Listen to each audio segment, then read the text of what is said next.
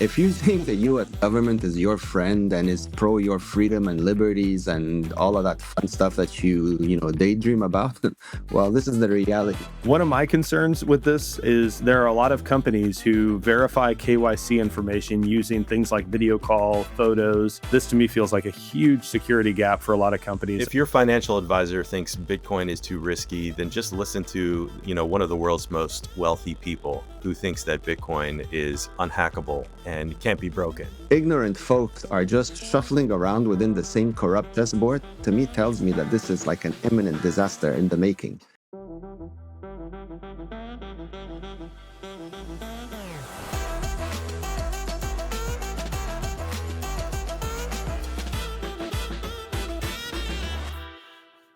Hey everyone, welcome to another episode of Bitcoin Banter. I have Greer and Tony with me. Guys, let's jump right in. We've got up first Bitcoin Magazine. This is the headline: Tether is buying Bitcoin's revolution. How devastating will the consequences be?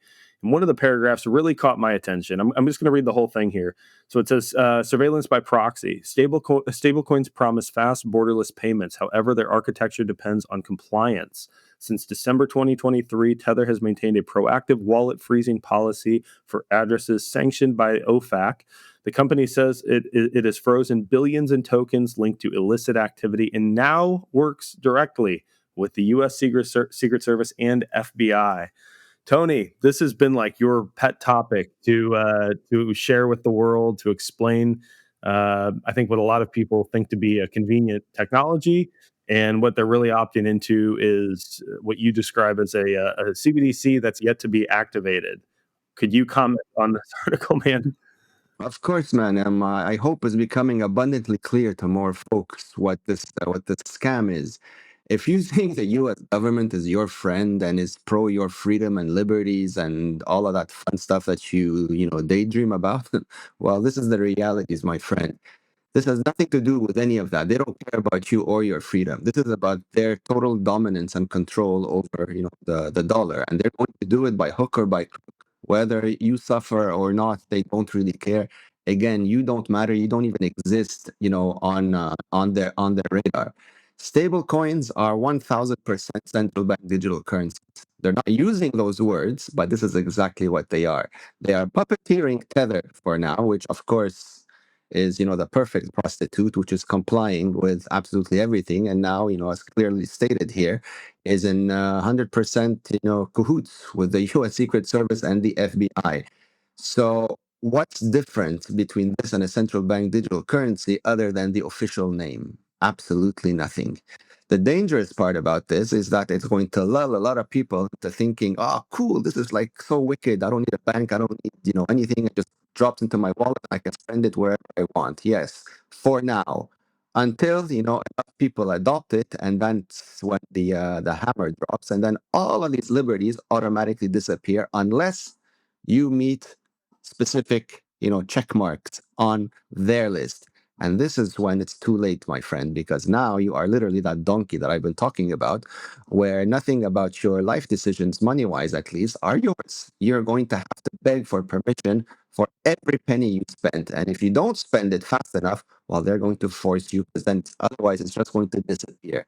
So these companies are not your friends. Government policy is not your friend. You want to know who your friend is, there's only one, and that's Bitcoin in full self custody. Why? Because there's no corruptible human being that can screw around with it. It's powered by energy.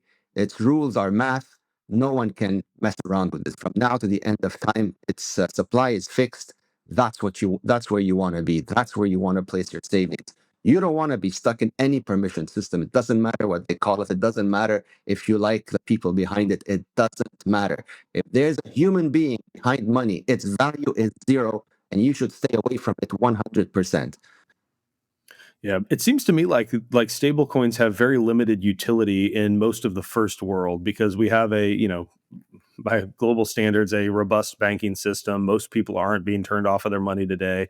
And things like the Genius Act passing not only enable a buyer of US debt, but also maybe give confidence to American consumers that they can begin using this as sort of an alternative to a bank account. And it leads people right into what can be very effectively turned into a trap. I think the other scary thing for people who do have utility, like in third world countries where they've got quickly devaluing currency much faster than the U.S., who are trying to get into dollars and use stable coins for that purpose. How many wars and skirmishes has the U.S. been involved in over the last 100 years?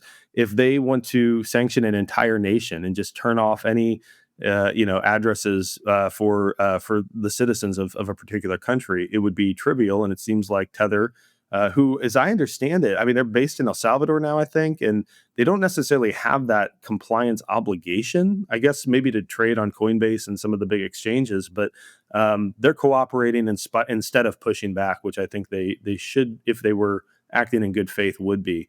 Greer, do you have anything you'd add to this? Yeah, I think we looked at Tether at one point as thinking, okay, they're going to end the Fed, because it really makes the Fed irrelevant. But Tether is a private central bank just like the Fed. So we're not really in a better situation. And what you said about them being able to control money, issuing debt backed by the dollar across the world, this is how the US forces the world to use its money and offload its $38 trillion in debt.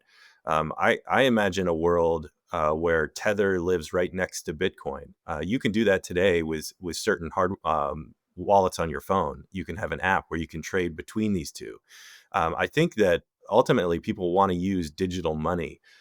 Tether is, sucking the oxygen out of the room from the Fed. And I think if you want to be optimistic, hopefully this will lead people into understanding that Bitcoin is better money, especially when they live side by side within an app. But I think we also, as Bitcoiners, they may be buying Bitcoin, but that doesn't mean that they are on the side of freedom and sovereignty. So, I think we're looking at this sort of as, dark looming storm clouds. And, all of the signs of a CBDC are right here. They will have total control over how and where you use your money. Yeah. Besides things like the Genius Act, which I think are intended to give confidence to people using things like Tether and other stable coins. The other wave, our next story here is, I think the fact that the economy is getting so bad, people are fearful, people are trying to make ends meet. I think there's going to be some narrative that is going to be very easy to throw onto CNN, to Fox, and say, "Hey, this is why you should be moving to using something like Tether," and it gives them that new level of control. So the Bank of Canada just said it out loud: Canadians must accept a lower standard of living. Let's watch this video real quick. And unfortunately, what that means is that unless something else changes, our incomes will be lower than they otherwise would have been. They'll grow, but they'll grow along a lower. This was the old path. Now there's a new path, which is below the old path. There are things the country can do to try to bend that curve up, but those aren't things monetary policy can do. These are more structural changes. Fundamentally, as a senior deputy governor has hammered many times, we need to get our productivity growth up. And if we can do that as a country, we can bend that curve up. So, I think what's most concerning is that unless we change some other things, our standard of living as a country, Canadians, is going to be lower than it otherwise would have been. Okay, so the Bank of Canada is admitting things are getting pretty bad. And then if we look at another story here, so this is Global Markets Investor, market concentration hits a record. So the top 10 U.S. stocks now account for 41.4% of the S&P 500 market cap. Greer, I'm going to pause here because I want you were sharing something offline, a video that you had seen that sort of demonstrated the circular economy built by a lot of these tech giants. Could you explain that? And then, Tony, I want your commentary. Yeah, I'll give a quick recap of what I saw. And basically, the video was describing how these tech companies are really using the same basket of money to purchase each other's services.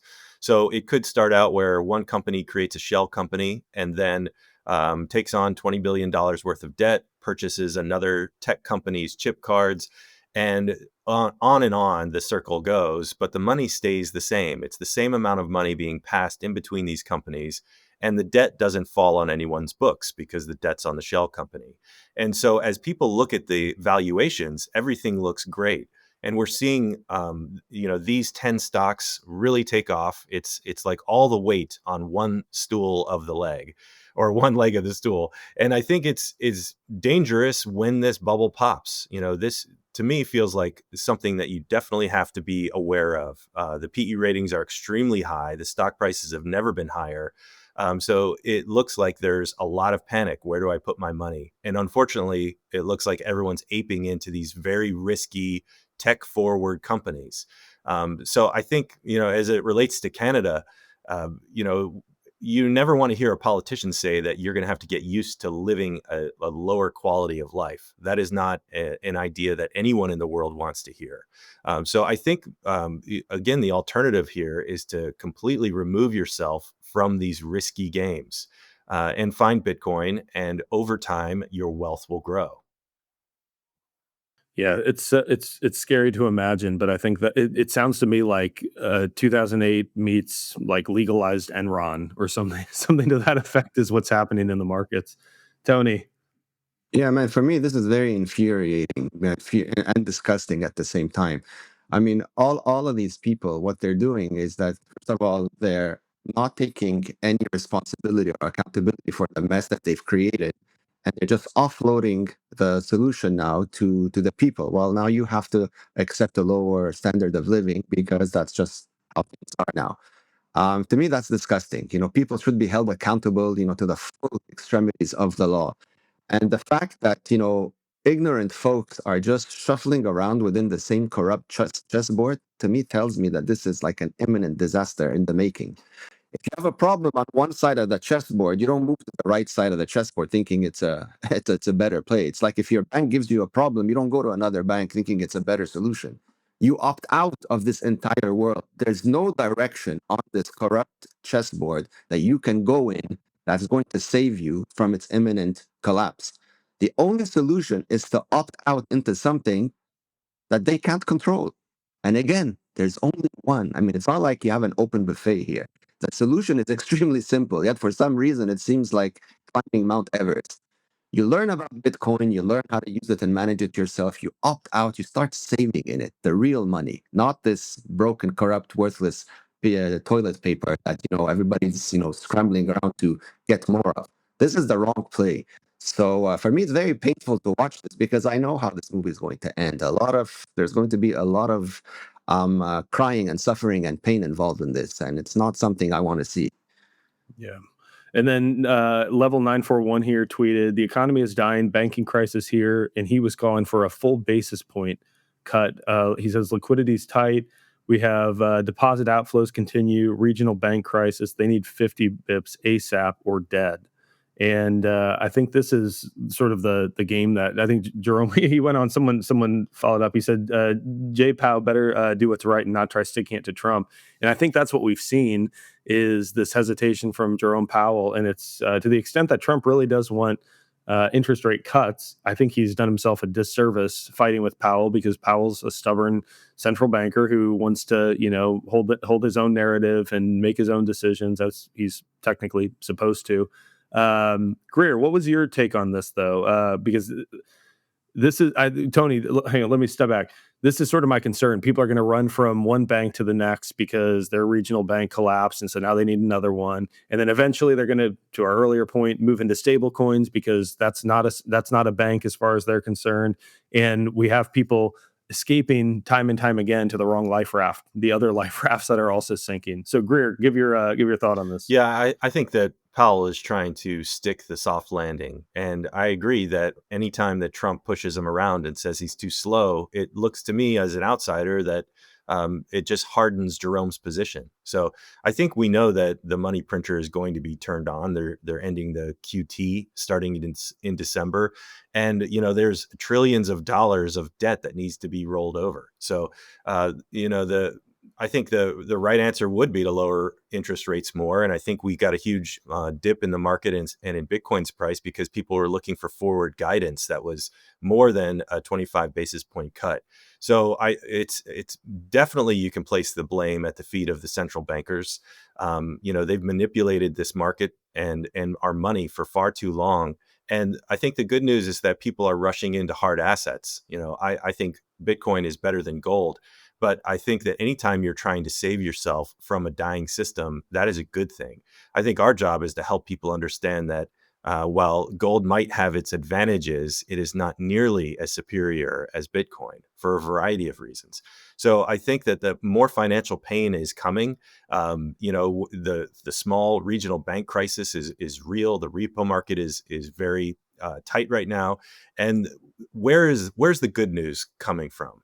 And I think that remains to be seen. That is a long way off, and we've talked at length about the job situation in America as well. So really, this is no better time. There's no better time to buy Bitcoin. And while we might have been bored by the price, it stayed in a reachable area where you could spend a certain amount of your paycheck every month for the entire year and have a pretty decent size allocation if you were disciplined. So to me, that's the answer. Appreciate the lower price, the sideways trading price in Bitcoin, and just get as much as you possibly can. Yeah, I don't think you're ever going to go wrong blaming central banks for a lot of things merely by virtue of their existence. Tony, anything you want to add here before we move on to another one of your Yeah, favorites? very quickly, man. This is an internal war within that club that you don't belong to, and they don't care about anybody else other than sticking it to one another. But the problem is, you know, everybody else, like the general population, are going to be the casualties of whatever stupidities these guys bounce back and forth amongst each other. So again, if you don't want to be a victim of this complete mess, you have got to play outside that chessboard. Alrighty, so someone tweeted that the 1X Neo home robot is not actually autonomous. Tony, I can't wait to hear your thoughts on this. Behind the scenes, it'll often be teleoperated by humans, meaning someone somewhere could literally remote control a robot inside your living room. They said, I wanted the dawn of embodied AI. Instead, I'm apparently paying $500 a month for a robot avatar with a human pilot. Comment on that first, Tony, and then we've got another one that we'll show here in a minute. Yeah, I mean, this is terrifying. This is not what I was referring to when I was talking about the integration of humanoids with human beings. This is just a very creepy project that everyone should stay away from. I mean, you absolutely don't want somebody remote controlling a robot like this in your own home. I can't believe this is actually a thing, but it's good, I guess, that light's being shed on this so people are aware and stay far, far away. Yeah, Greer, do you have any comment on that, or do you want to get to this video here? I've loved just seeing all of the video from this ridiculous product. I mean, the fact that it's remotely operated by someone else completely just destroys the reason for having one in the first place. So I hope that this one, I hope we learn our lesson, and we don't need these humanoid robots spying on us, listening to us, and without any being able to be trusted. Like, do not bring this thing into your home. Yeah. The day that Start9 or someone like that it creates their own humanoid, maybe I'll take a look at what it can do. All open source, people that I have come to trust because of the work that they do. Maybe I'll take a look, but until then, I'm just going to assume there's someone on the back end, manipulating it, pulling the strings, and invading my privacy. Okay, let's look at this video real quick. This is it says we're screwed. It's become indistinguishable from reality. And you can see in this video someone talking, hand gestures, and they've basically placed an AI avatar over the top of that.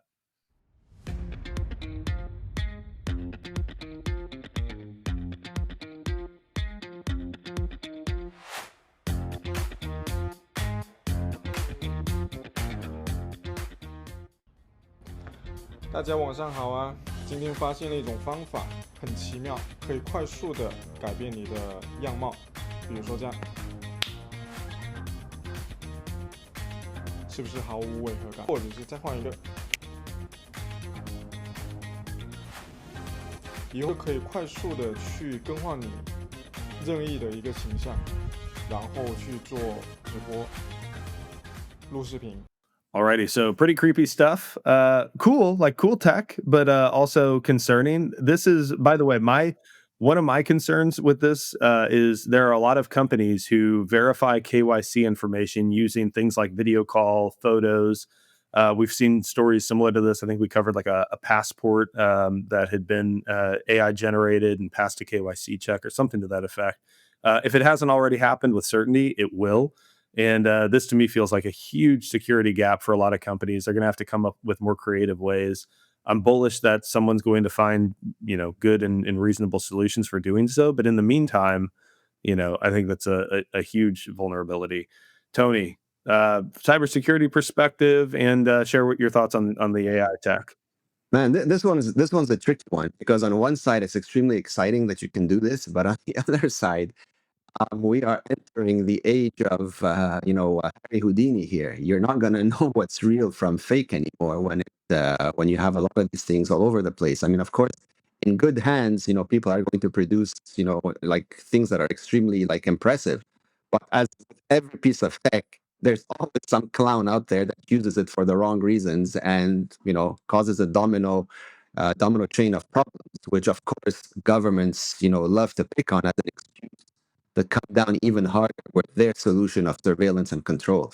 So you have to be very careful with these things. But unfortunately, I don't know how this thing can be managed or controlled. I mean, this is all open source tech. The genie's out of the box now. It's like there's no putting it back. And so we're going to have to, for one, adjust to this new way of life, but more importantly, be aware and up our skills to hopefully be able to detect the real from the fake, because as of now, most people will not understand anything, and there's going to be tons of people duped with uh, all sorts of situations. I mean, just wait for it. This is until we get to a certain level of understanding and know-how. This could be a real mess. Yeah, no, I completely agree. I think interestingly, one of the biggest fallouts from this is going to be the dating scene. So there are going to be a lot of guys with chiseled jaws, 20 more pounds of muscle, 10% body fat, showing up on dates looking like Danny DeVito, and you're going to have to wait and find out then.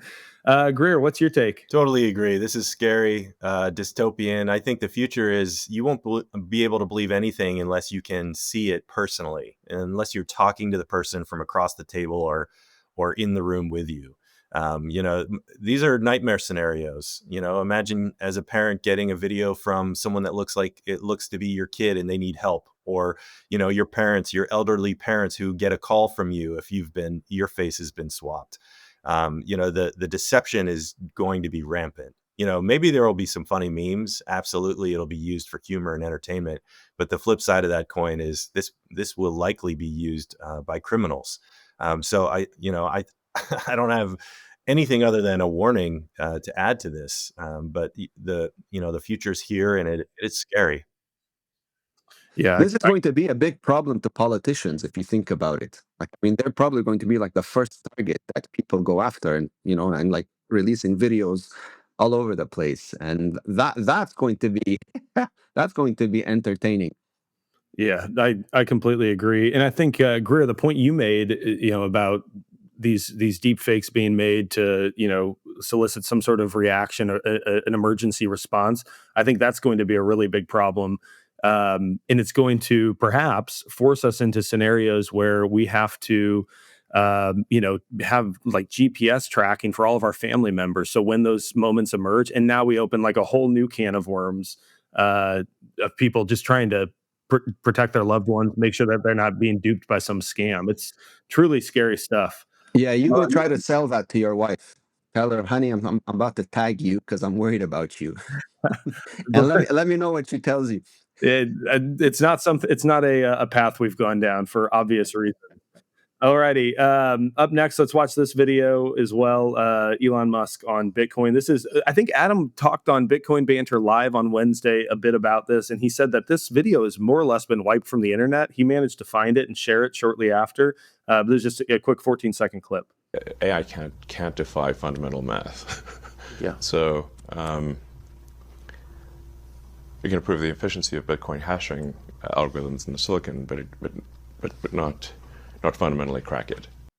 Alrighty, so Bitcoin, you can't crack Bitcoin, says Elon Musk, wealthiest man in the world. I think Tesla still owns lots of Bitcoin, although they stopped accepting it for payment a few years ago. But I think it's signal, and would be curious, Tony, to what extent you think these sorts of videos resurfacing might have an impact on people who are, paying attention, curious, getting into Bitcoin. Of course, man. This is pure signal. These are the type of videos and educational content you should be swallowing, because this tells you exactly what's going on and why there's so much interest in Bitcoin, especially from these big players, governments, and institutions, and all these, the wrong folks are finally paying attention to Bitcoin, unfortunately. And there's a reason, because they know this. And so if they're bullish on it and they're concocting all sorts of creative ideas to separate the ignorant masses from their coins, it should tell you something. It should tell you that this is where the future is headed. And those are the signals that you should be paying attention to, not your next door neighbor or your retarded cousin that tells you it's a scam, right? I mean, pay attention to where the money is going. Agree. Greer, what do you think? If your financial advisor thinks Bitcoin is too risky, then just listen to, one of the world's most wealthy people who thinks that Bitcoin is unhackable and can't be broken. So I think that Elon, there's lots of Bitcoiners that want him to talk more about it. But the truth is, it doesn't matter what Elon thinks. It's great that he recognizes what it is, but Bitcoin is for you to figure out. This is for the individual to take all your energy and all your time, put it into Bitcoin, and save your wealth.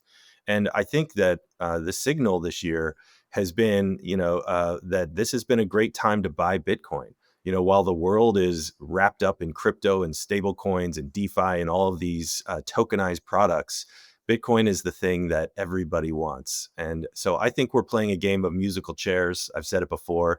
It's time to get a seat before the music stops.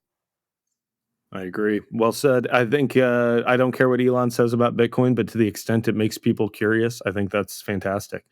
Alrighty, guys, up last, we have breaking.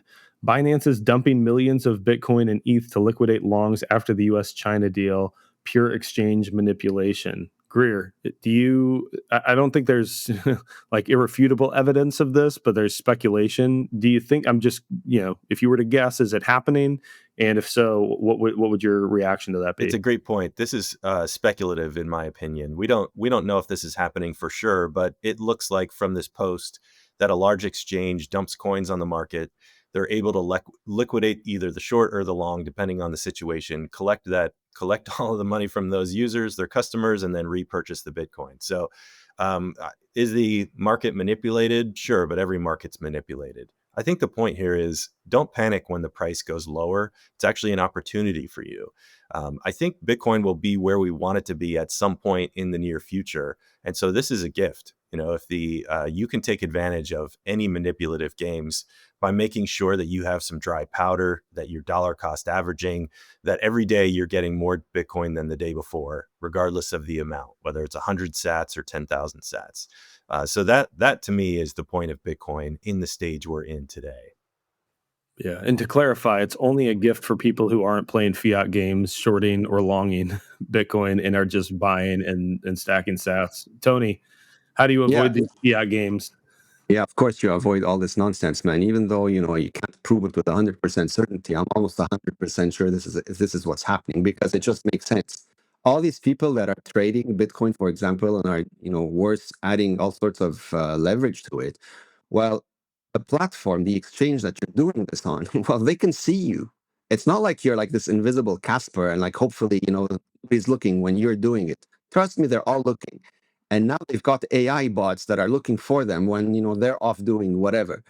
So no one's going to get away with this. I mean, they wait until enough, fools pile up in whichever direction, whether it's longs or shorts. And then, when it gets juicy enough, then they drop the hammer. How? They have all the liquidity to do it.